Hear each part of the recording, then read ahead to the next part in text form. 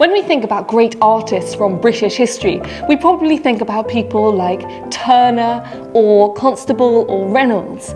But one of the most extraordinary artists from the Victorian period was a woman called Sarah Biffin. Now, Sarah was born to a poor family in the village of East Quantock's in Somerset in the year 1784. The interesting thing about Sarah is that she was born with a disability. She was born without arms and without legs. But the extraordinary thing about Sarah was that despite this, she taught herself to become a skilled artist, and she would use a utensil in her mouth to paint and draw.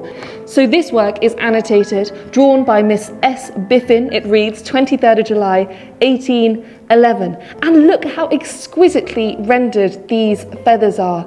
This really is remarkably detailed, and it is extraordinary to think that Sarah did this using a tool in her mouth. Just have a think for a moment whether you might be able to create an image like this using your hands, and then imagine how long you might have to practice to then do that using a paintbrush or a tool in your mouth.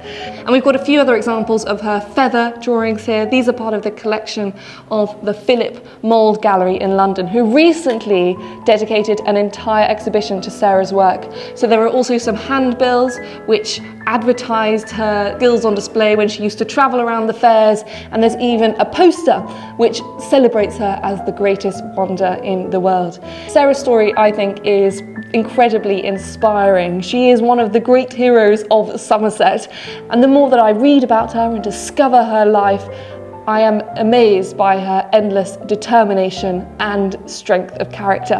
And I've written all about Sarah in my new book, 18, A History of Britain in 18 Young Lives, where I look at 18 young people in Britain's story and what they were up to at the age of 18 years old. And Sarah is one of my favourites within that.